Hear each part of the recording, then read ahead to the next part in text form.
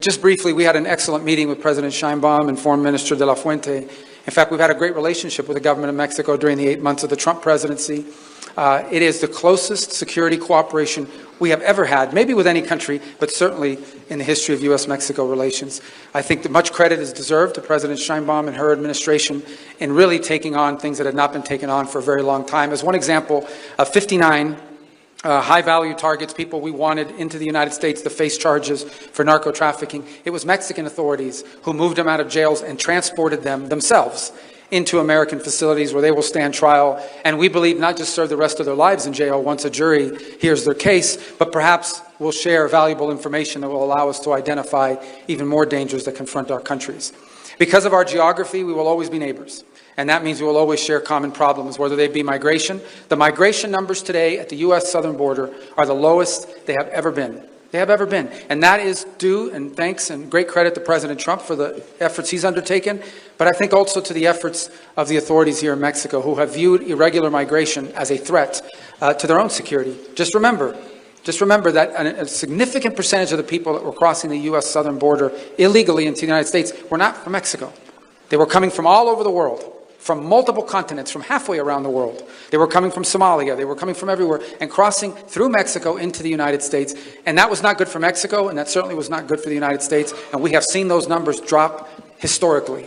And that would not have been possible without the close cooperation between our two governments. But there's more to do, which is why today we are formalizing an implementation group.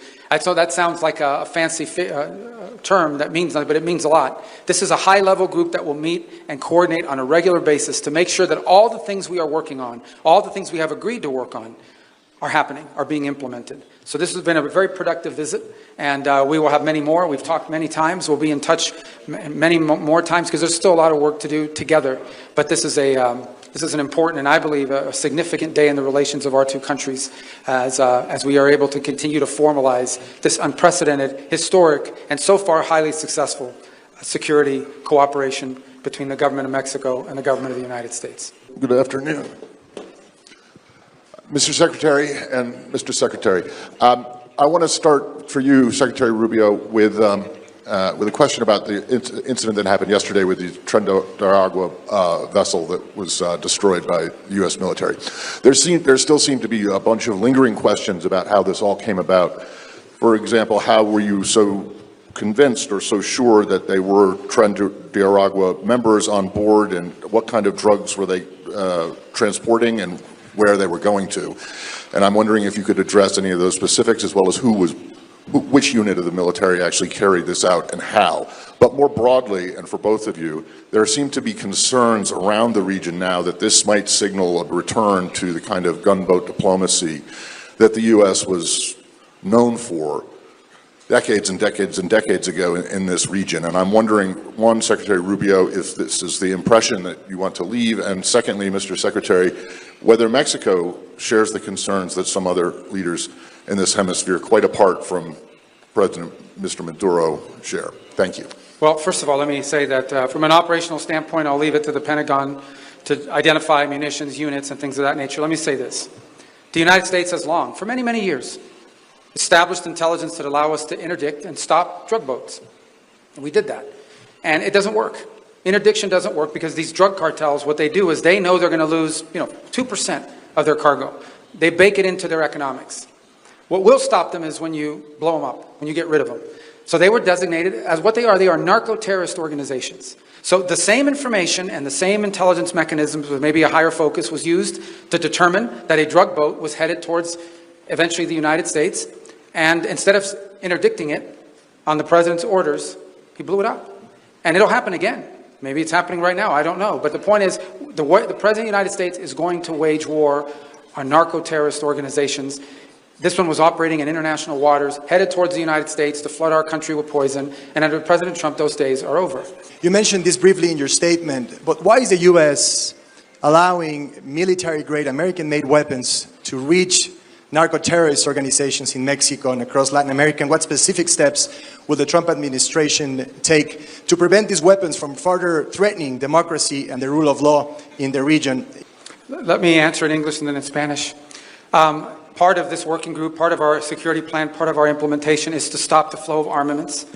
We have the alcohol, tobacco, and firearms involved. We have the FBI involved. And it's not just Mexico, by the way.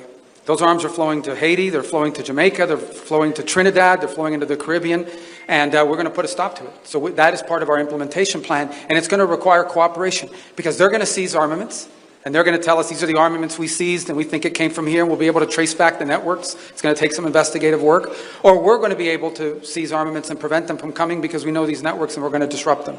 So that is part of our agreement and part of what we're working on. And by the way, we think it adds to our own security. I would make one more point, and that is the unconventional weapons that some of these cartels are now coming into possession of. We are increasingly concerned that these cartels are now in possession not just of landmines and grenade. We're now seeing the deployment of drone technology by narco-terrorist groups operating out of Venezuelan territory in many cases into Colombia.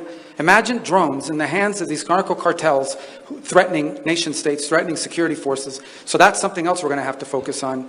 The question is about what this cooperation looks like. Look, we've always cooperated. There's always been law enforcement cooperation.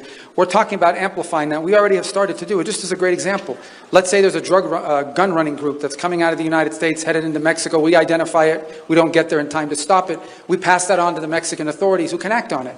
Likewise, they can identify a drug shipment that's headed our way. Maybe it got past their systems, but now is in the United States, and we can act on it. Anytime you take people into jail, they become informants. They give you information about the operations of cartels and drug organizations. Sharing that information is also valuable. There's opportunities to cooperate on equipment. Maybe there's equipment we have in the United States. Maybe it's equipment that we have used in the past in other areas of the world, and they have an interest in purchasing it or have an interest in acquiring it, and we can provide that to them. Or vice versa. Maybe they have something that we would want. It also has to do with joint training. Maybe there's things they do operationally that they have learned from their time taking on the cartels that would serve us on our side of the border. Or vice versa, things that we have learned from a training standpoint that they would benefit from. That's the kind of cooperation we're going to amplify on and operate together on. And I think it's very valuable. That's always existed at a certain level. What we're talking about now is formalizing it, systemizing it, making it a regular, ongoing feature of a broader cooperation on an issue of mutual concern.